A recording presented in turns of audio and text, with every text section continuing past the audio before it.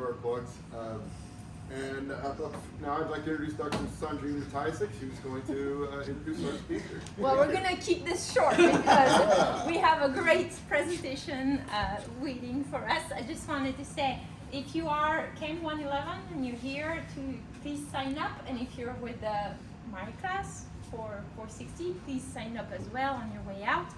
And it's my pleasure to introduce Dr. Tamara Kraus from the USGS in Sacramento. We share the same graduate group at UC Davis, well, we were in the same department.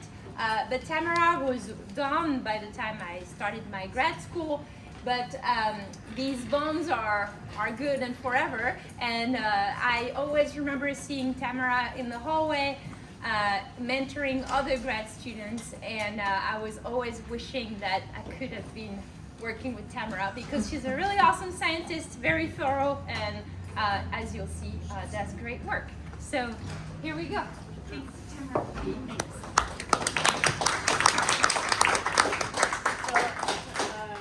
So I'm going to assume this is a fairly casual kind of situation. If you have questions or you I have no idea what that word means and you want it defined, please interrupt, raise your hand. We'll see how this talk goes because I really tried to design it to meet your needs. I know what I'm saying, so please let me know if you want to hear more about anything, and hopefully there'll be time at the end for questions, right? So as Sandrine said, I work at the US Geological Survey, although I have to admit I've never taken a geology class. So you'll hear a little bit more about the work the USGS does here. I'm going to start, before I get into some a specific science topic about nutrients and phytoplankton, I'm going to tell you a little bit about my background, because I always think when I was sitting at, either doing my undergrad or graduate, I had no idea where I was going in my life, so it's sometimes useful to just hear people's crazy story of how they got to their job. So I'll tell you a little bit about what brought me to USGS. Tell you a little bit about the USGS, because again, I had no idea that the USGS was a science agency that did anything besides geology when I was actually even a graduate student. I just happened to see a flyer about a job there, and that's how I went there. So then I'll tell you about some nutrient and phytoplankton research we do. Again, BioGeochemistry group, it means we can study everything and anything that anyone will give us money to study. It means I know a lot about a lot of things, but maybe I'm not as much of a specialist on something, so that's it. Okay, a little bit about me. So I'm actually from the East Coast. I grew up in a city outside of Boston, and I went and did my undergraduate at Cornell, which is a land-grant university, has a lot of agricultural research there. So even though I couldn't figure out what I wanted to do, I was an anthropology major for a little bit, didn't know what am I doing, and then they have a lot of agriculture classes there, so I actually got kind of a wishy-washy major called biology and society with a major in agriculture and the environment, and I did, so that's kind of where my trajectory was. I worked in a lab that looked at aphid impacts on virus movement in corn. And that was my first little research honors thesis. And then I did my master's at UC Davis on drill-seeded versus water-seeded rice. So my drive up here from Sacramento was I used to do that drive all the time from Davis to the big rice station there. There's a lot of rice. And then my favorite class when I was doing my master's thesis was the soil science class. Partially because soils, when you study soils, you have to study biogeochemistry because you have to take physics and nutrient cycling and hydrology and mineralogy and all kinds of stuff. So I thought that was the funnest. So then I went and got my PhD in soil science. Actually, it was called soil science, but now the program's called soils and biogeochemistry. And I did my research on tannins and nutrient dynamics in the pygmy forest off the Mendocino coast. And I did a lot of lab studies. Then I got a postdoc with the California Water Science Center, and that was 20 years ago. I'm still there. And I just want to point out that I didn't go straight through. Those little arrows are between my bachelor's and my master's. I worked for 3 years and tried wanted to do next, and then I actually took 2 years off between my PhD and my master's, and then still spent 5 years on my PhD, and so I've been working for 20 years, and I have not been working for 40 years, so because I spent a lot of time in school, which was fun at the time. So that was my trajectory. So today my title at the USGS is a soil scientist, but my colleagues are chemists or hydrologists or biologists and ecologists. We all kind of do the same thing. The titles don't really matter once you're in the system. Okay, so now I got a couple slides about the USGS. For those of you who don't know, the USGS is the federal science agency, it's the science agency of the USGS. One of the things that's very different about other agencies is that we do not do any regulations, which I think is great. We're not like trying to figure out what people are doing wrong. We're actually just doing science, and we're supposed to collect, we're supposed to be very good about collecting very defensible, highly transparent data for the nation. And so the USGS does all kinds of science. They do atmospheric, they do climate change, they do sea level, they do marine oceanography, just kind of like a university. And a lot of it is basically up to the individual scientists to grow a program and get funding and make a case for the research that they're doing. And some of the work is congressionally funded by taxpayers, but we also are constantly writing proposals. So I just got this off a website, again, impartial source of data and information to inform management of public good, basically. So not just geology, not just hazards and volcanoes and earthquakes, water quality. The USGS is in charge of stream gauging, for example. There's a huge number of people in the USGS that do stream gauging, which is really important for water supply, to understand how much water is coming down all our rivers. That's a pretty big program in the USGS. Just literally, mostly hydrologic technicians is a series in the USGS that are maintaining all that data. Okay, here is US Geological Survey here. I think we're about 8,500 people. I asked ChatGPT, but I use a free version, so that was from 2022, right? So yeah, so it's in the Department of Interior, which means something to some people, as far as how money flows to USGS and who's the head of the USGS. So that's the US Geological Survey. The organization, so again, this is where you might have thought the USGS, they just know about earthquakes, right? USGS monitors land movement and has all kinds of information about earthquakes, but no, there's actually different centers, and almost at one point every state had a water science center, and the mission of the water science center is to understand water resources in that given state. California is big, so we have our main center is on Sac State campus in Sacramento. There's also one down in San Diego, and then there's a bunch of field offices, because obviously if you're monitoring stream gauging in Truckee, you want to live up there, or in Fresno, we also have a bunch of field offices. And some of them, they just organize it by region. Of course, every 5 or 10 years they reorganize. So then suddenly we're not in, right now we're in the Southwest region. But they have other centers and other ways that people are organized to get studied. So that just tells you all kinds of stuff that the USGS has going on. Okay, so now getting a little closer to the California Water Science Center, which is located on Placer Hall. That's the office that I work in. We also have an office in Moffett Field that we have some staff, because we have a program that monitors water quality in San Francisco Bay. And again, it kind of repeats what I said, that we provide foundational data to inform water issues facing the state of California. And of course, some people study soils and other things, not just water, even outside of our center. But I do want to emphasize that there is some funding that comes to us that comes from congressionally mandated programs, like a groundwater monitoring program across the USGS that then it gets trickled down, and someone in Reston is where the main office is, decides who gets how much funding to do the groundwater monitoring. But a lot of it comes from us writing proposals. Benefit to that is the work that we do, someone has to care about, or we have to convince them that they should care about it. So someone actually is funding our project. They're, you know, we have to justify the work, and but we still sometimes are testing new instruments and doing things like that. So, okay, then this is just the California Water Science Center org chart. Again, just to give you an idea, I am in the BioGeochemistry group. There's a contaminants group that does pesticides, mercury, and emerging contaminants.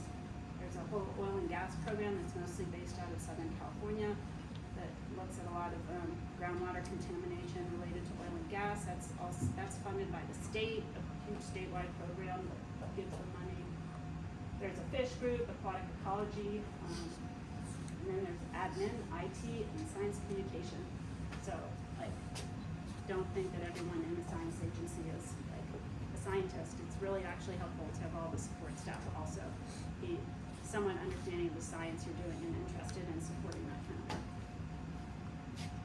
Okay, so I'm going to step back so I can look here. So, our group is pretty big. We have 35 to 45 people just in our biogeochemistry group. When I joined, we were like 12 people. So I think it just shows we've been successful and we've been able to grow our program over the years. I would say we have about like 15 of our staff that really spends a lot of time collecting data in the field, a lot on boats, in the Delta. So this picture to the right here is where most of our work does, but again, like we can write a proposal to study like Sierra Lakes if we want to.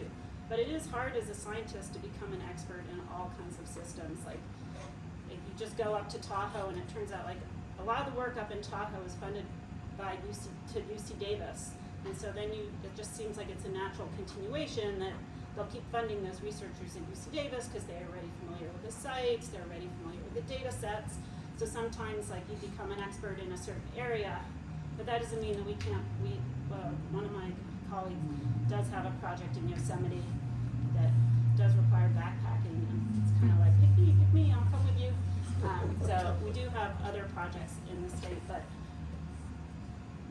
the more we get to know the Delta, the more we're familiar with all the management issues and all the science needs there, the more then people come to us and ask us to do more work.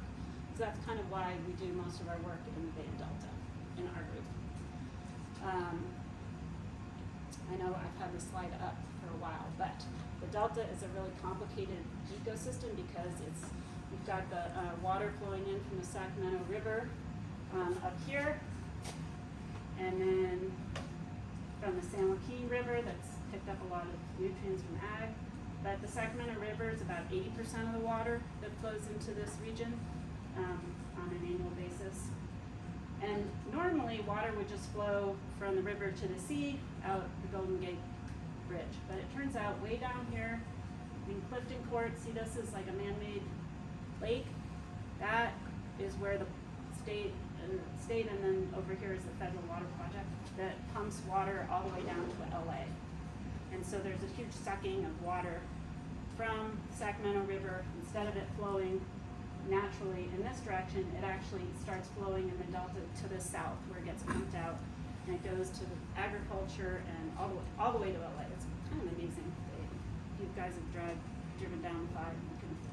You see the aqueduct next to you. They pump it over the water over the two Apaches, and then they capture some of the energy that goes back down. So yeah, so there's a lot of competing interests for the water in the Delta, both for drinking water, recreation, fish, ecosystem habitat, and then the water purveyors that are trying to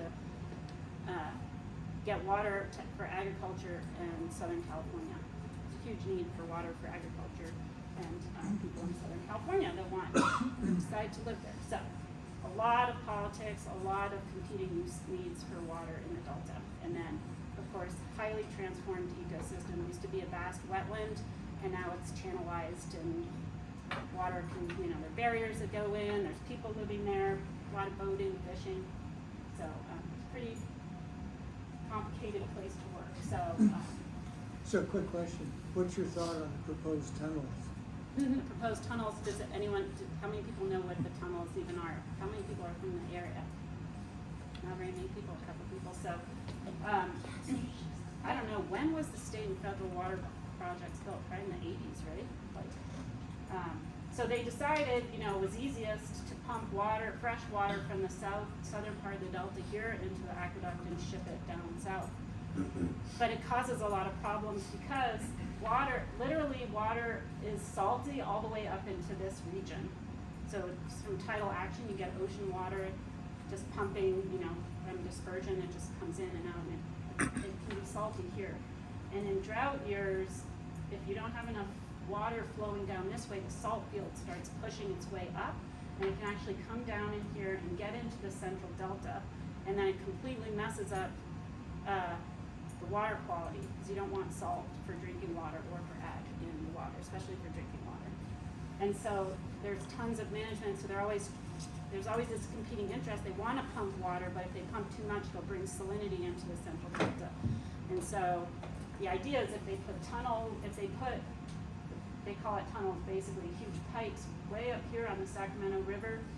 You can't really see it, but Sacramento River where it's fresh and it hasn't had to go through that complex tidal mixing. And they take the water and just pump it straight down to the aqueduct.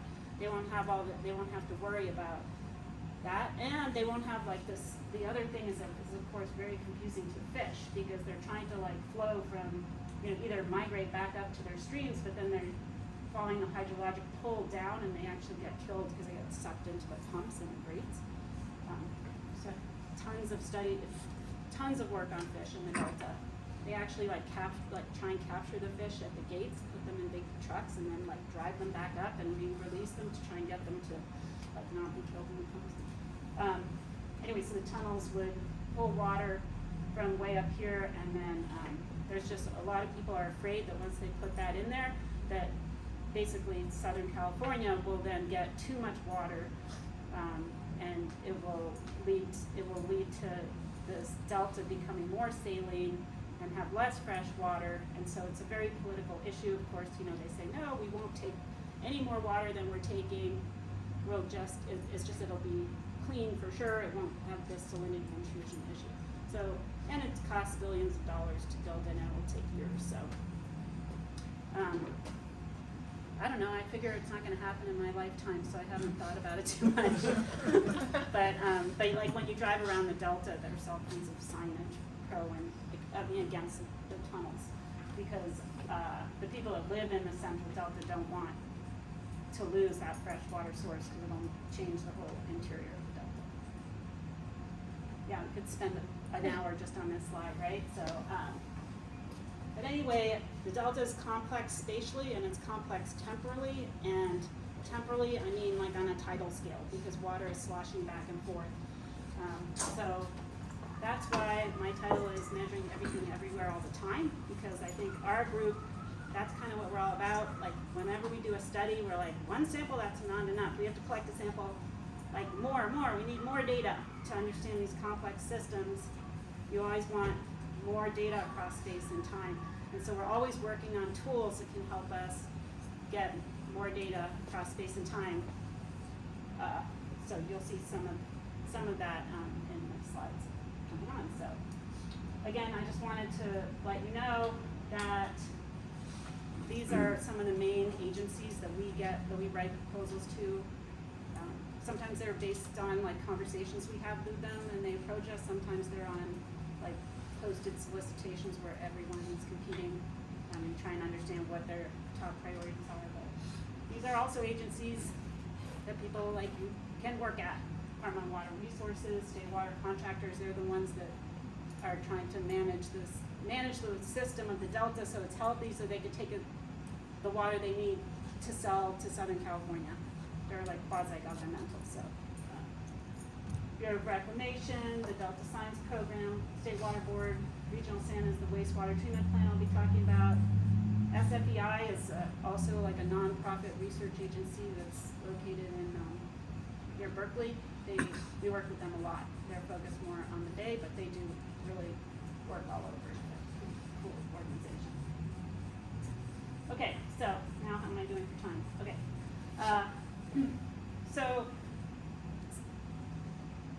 science, people always want to put things in boxes, but some people want to know, like, are you doing science or are you doing monitoring? And they're really hard to separate, right? Because anytime you collect data, you could say that's part of a monitoring program because it's publicly accessible. Someone can go back and measure that same thing 10 years later and look at the change. So that's why there's a lot of synergy by having like a monitoring program that's monitoring water quality consistently. You've got more consistent funding. You've got, like, you know, you're going to be out there. You can build up your staff, and then you have that staff and those resources available to do all these cool, like, side projects. So that's one of the strengths of our group that has happened over the 10 years, and why we've grown is because we have a pretty big monitoring program that I'll show you in the next slides. We've also so we have a monitoring network.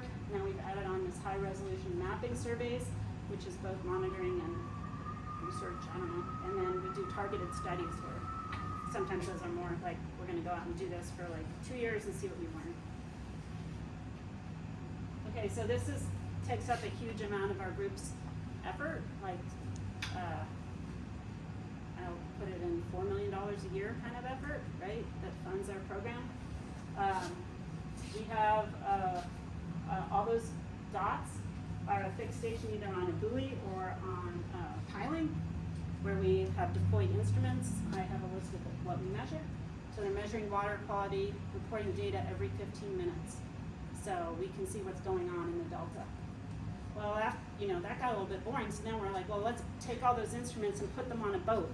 And so now we've taken like all the instruments, we put them on a boat, we pump water up the boat, and then we drive around the delta all the way up to 35 miles an hour, or sometimes there's a no wake zone, so you're cutting around. But we make maps like that. There's obviously underneath that nice GIS filling up all the space of the waterways. There's a boat track in there, right? That's like a contour plot where we've gone through all those waterways. It takes us 4 days. We're going out next week to do that. I didn't get to go out one day. We've got all these instruments. Took years to really get this. First, do the data collection part, and then to figure out how to process the data in an efficient way and make it publicly available. It's been a big effort for our group. So that's pretty exciting. This is 24/7. This, we call it delta-wide mapping. We've, since 2018, except for 1 year, we've gone out in spring, summer, and fall. So now we're starting to get a big data set. We can kind of compare drought years versus wet years, warm years versus cooler years, things like that. So that's kind of it started as a pilot study, and now it's more of like monitoring since they keep funding us to do it. All the same variables or different? So I can point out, so these are the variables. So this is an ADCP. Actually, our sister group, the hydrodynamics group, is the one that mostly measures flow. Occasionally we'll measure flow, but that's their bread and butter, to measure flow and stage. We have a YSIXO, which we fully load up with temperature-specific conductance, turbidity, pH, chlorophyll fluorescence, and dissolved organic matter fluorescence. And then we have a nitrate sensor. That's also nitrate is also optically active, so you can measure that by shining light in a water sample. Use an algorithm to get out its absorbance that it absorbs light. And on our mapping boat, we have a flow-through ammonium analyzer that we can put on the mapping boat, but it has to be manned. It has standards and things. And then we throw out on the mapping boat like other instruments like Caro that does water isotopes, or AC9, which is another measures absorbance. You can get at particle quantity and quality. Same with the list. Anything else that anyone wants to loan us. We also have been testing out different algal fluorometers, so they shine different kinds of light, and you can imagine algae have different colored pigments in there. So instead of just getting the total amount of chlorophyll, the total amount of algae, we are trying to parse out and see what kinds of algae we have, whether we have the good kinds or the bad kinds. That's kind of what the mapping boat used to look like. I kind of like that picture, but now we bought a new boat so we can put all the instruments inside. It used to be absolutely insane because we put everything on the back of our open boat, and then at the end of the day we'd have to tear everything down so no one would steal it, and then we'd have to set it all up. So now we have a much better boat the last couple of years. So then we stop at, if you look back there, I put all the black dots. We usually try and stop at the same stations. often they're coincident with our continuous monitoring stations to collect data that you cannot measure or to validate or calibrate our instruments. So like for nitrate, the instrument can drift from day to day, so we have to apply a correction based on our discrete grab samples.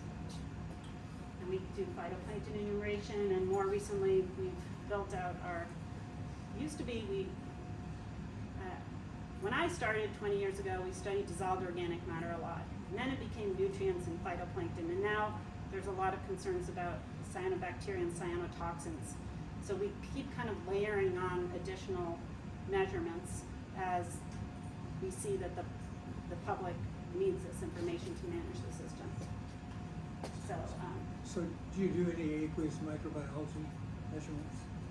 No, we don't do microbes. I would like to, but no, we've never done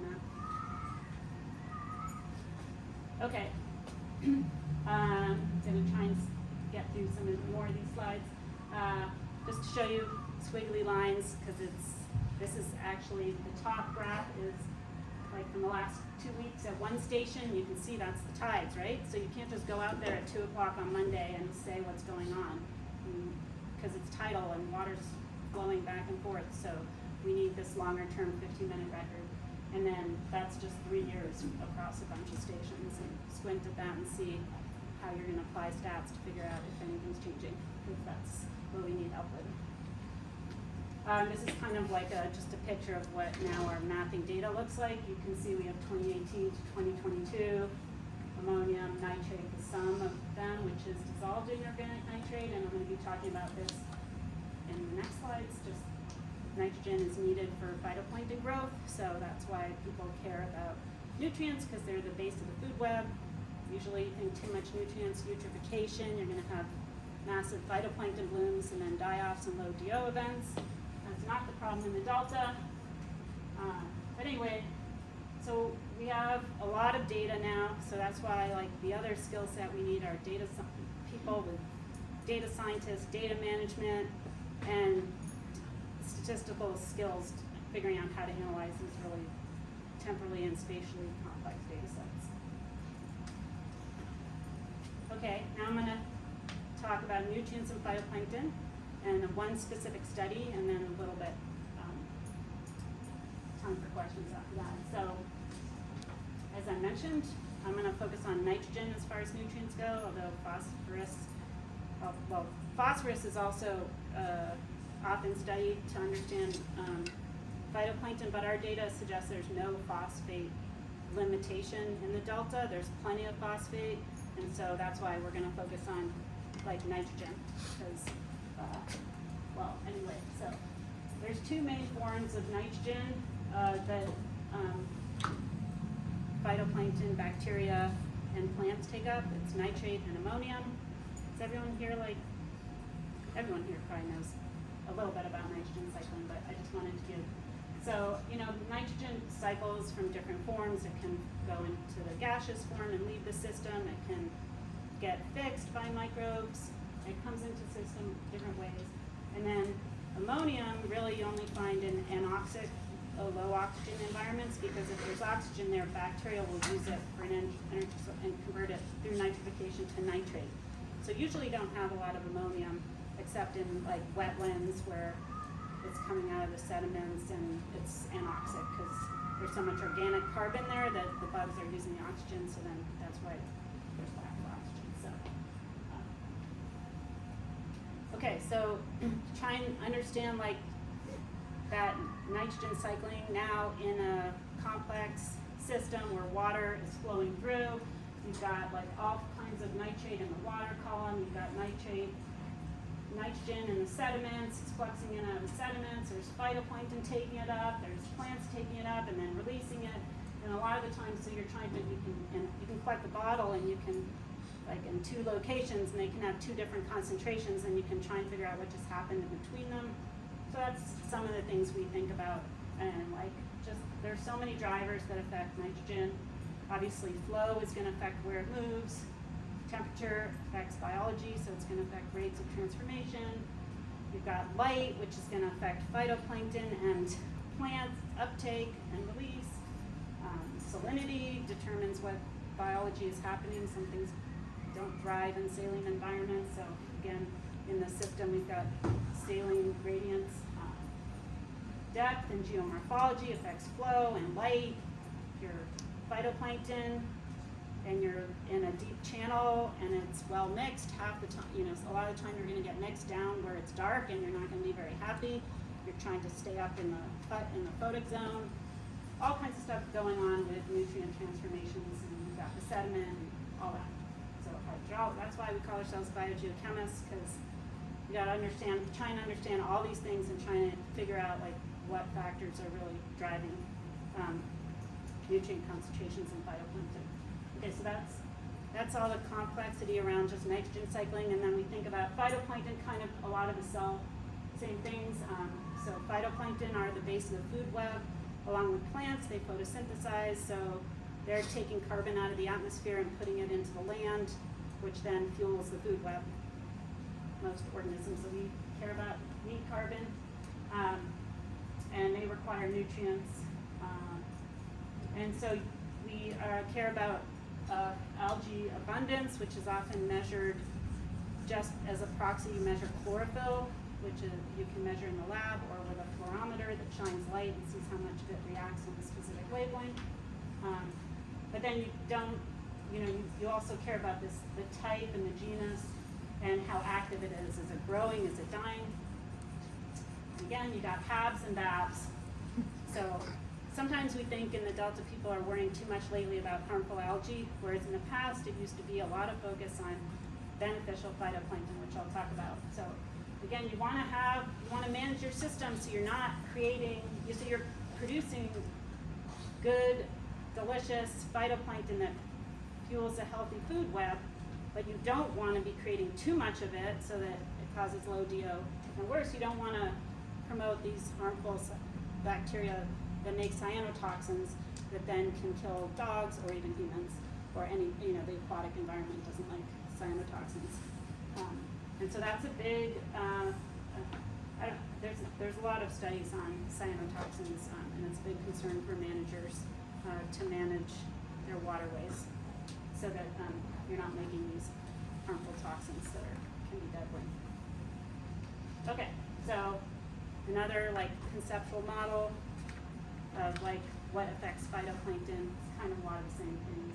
Your seed source, where your water is coming from, light, nutrients, temperature, water flow, residence time. If you have a backwater area, like if you have a fast flowing stream, you often won't get a lot of buildup of phytoplankton because it's getting flushed through the system, versus if you have a backwater area like a marina, sometimes they get really, really green all of a sudden because the water's stagnant and the phytoplankton can accumulate. Okay, so a lot of work in the Delta. The Delta is pretty exciting because people have been doing science and collecting data there for since the 60s. There's a record. So one of the things they did is they would measure Delta smelt. They have all different ways to measure the population of Delta smelt. But there's been a huge decline in Delta smelt. They're this tiny little fish, but they're on the endangered species list. So that brings all kinds of regulations in, a lot of studying. They're actually trying to grow them. They're releasing them into the wild now. They've got, I guess they're called hatcheries, but huge amount of work. I just was at a conference. You can listen to hours and hours of talks on what they're studying on Delta smelt. So at the same time, at some of the stations in the Delta, they also noticed this precipitous decline in chlorophyll that coincides around the same time. So this they call the pelagic organism decline, or POD. There's a lot of papers written about it, trying to figure out what's causing the loss of fish. These are some things, altering hydrodynamics, like I mentioned. They're sucking water from, instead of water flowing from the, out to the bay, and so fish can follow their path nicely. They get sucked down to the southern delta where they're not happy, or they even get, they die down there. There's a lot of invasive species. There's invasive clams that have been eating a lot of the phytoplankton. There's invasive aquatic vegetation, and there's invasive fish that are competing out with the smelt. So all kinds of things going on. lots of habitat loss. There's of course a lot of contaminants, climate change, sediment has changed, sediment and turbidity has changed, which affects the life.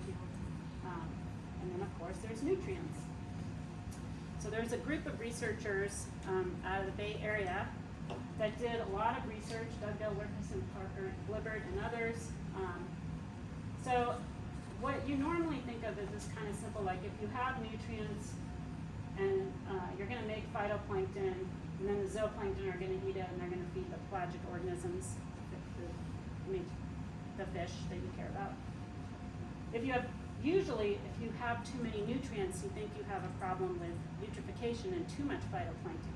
But strangely, as I showed you in this previous graph, somehow we have plenty of nutrients, but we don't have enough phytoplankton in the delta. So they did a bunch of studies and have published a lot of papers in the early 2000s pointing their finger at ammonium. That ammonium, there's too much ammonium in the system from wastewater treatment plants. And their studies, which they had a lot of, these are just like PDFs of the delivered papers that I happen to have in my library. They basically did controlled lab studies where they spiked in different nutrient concentrations, and they did mesocosm experiments where like you fill cube containers and float them in the river and try and look at like how different phytoplankton species, metabolism studies, and just observations. And they wrote a bunch of papers, and the idea was that it affects the physiology of the cells and that they're not really, evolved to use ammonium efficiently. There's a lot of controversy around this, and they suggest that it leads to a different phytoplankton community. With high ammonium, you have too many of like the cyanobacteria and less nutritious phytoplankton, versus if you have nitrate, you make the yummy diatoms and cryptophytes, and this is the cell size. Actually, you want suggesting that the larger cell sizes are better. So coming back to a lot of this has been the impetus for us to set up our monitoring network, is to monitor nutrients in the delta. This is the Sacramento River. This is where the Sacramento Regional Wastewater Treatment Plant is located. So that's where it's putting effluent into the Sacramento River, and then it flows down into the whole system. This is one of the figures from one of their main studies where they collected samples along the Sacramento River. 0 here is where the wastewater treatment plant comes in, and I don't know why they plotted it right to left, but this is out of their paper. So as you flow downstream, this purple dashed line is where you pass the wastewater treatment plant, and you can see that they are pointing out, see, our theory holds up. As soon as you pass the wastewater treatment plant, phytoplankton concentrations decline.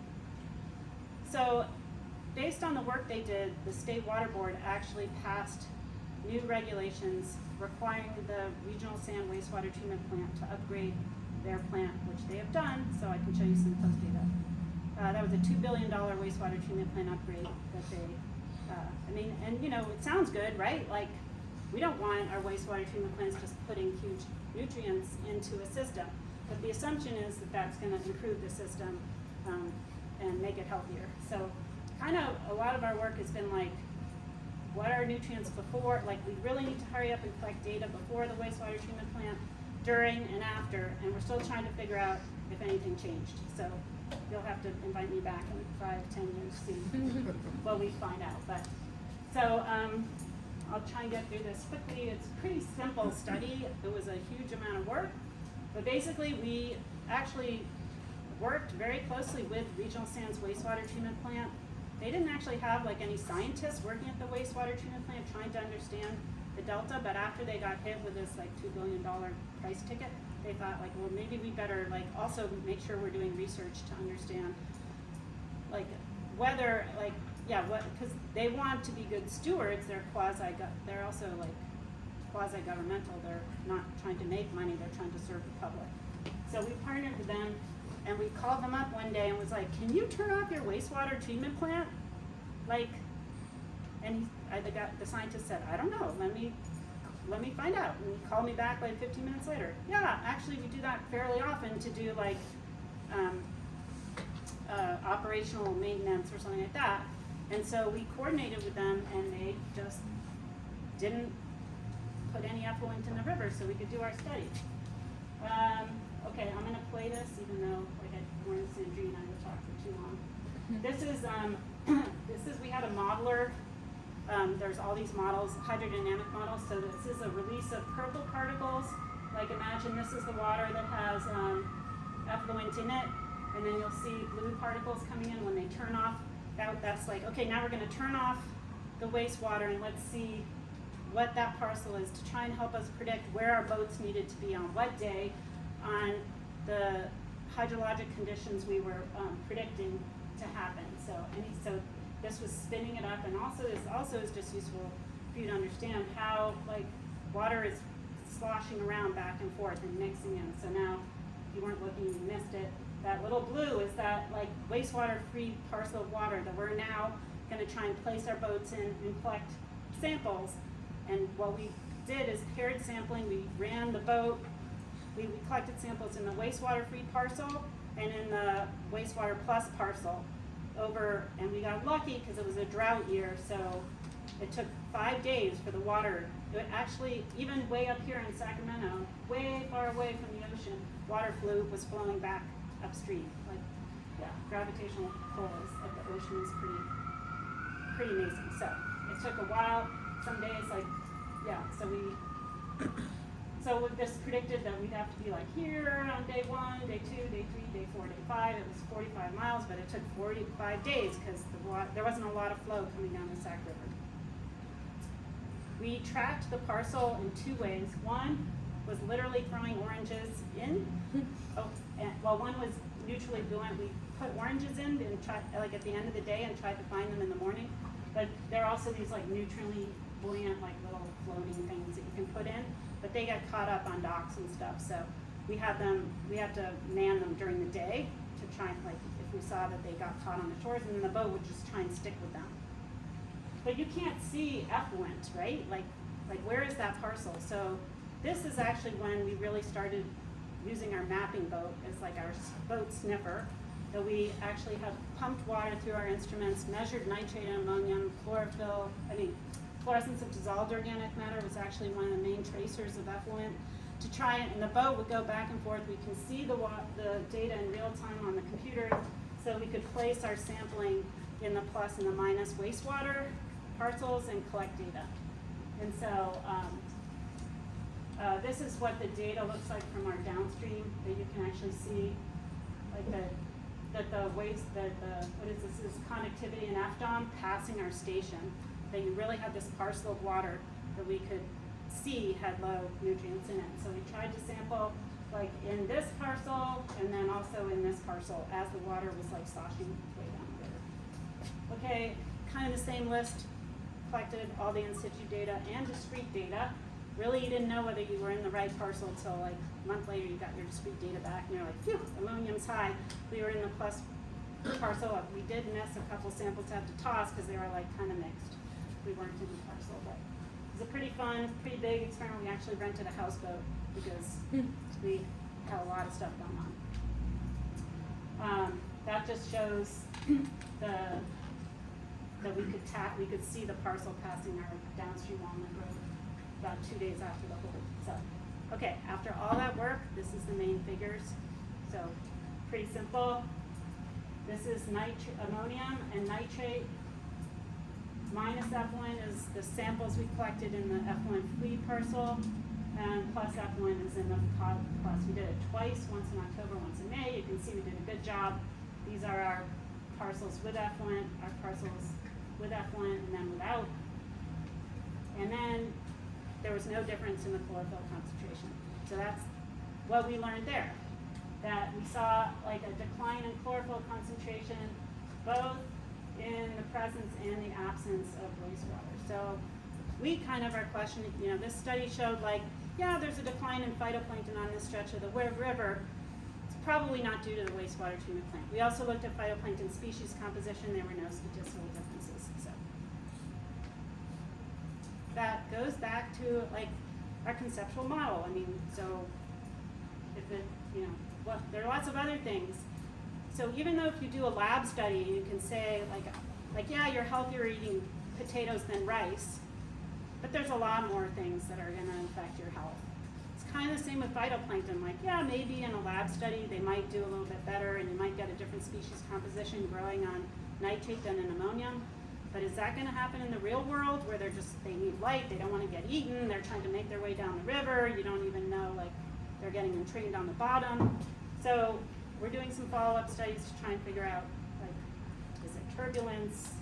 Where are these phytoplankton going? Did the state give them their money back? What? Did the state give them their No. I did not slow down the wastewater treatment plant upgrade, because of course the wastewater treatment plant had already, like, it's also, you know, they convinced the Sacramento population that they were doing a good thing, that their rates were going up because they were going to put out cleaner water.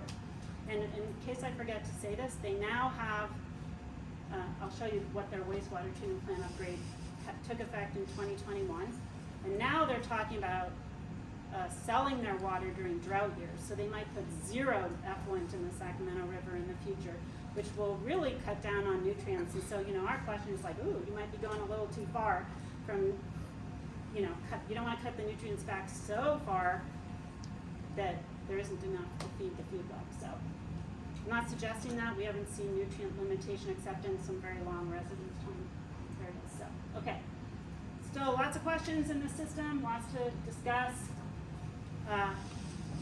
Lots of different people predicting what's going to happen after the wastewater treatment plant upgrade. I should mention there's also some interest in whether it's going to knock back the invasive aquatic vegetation.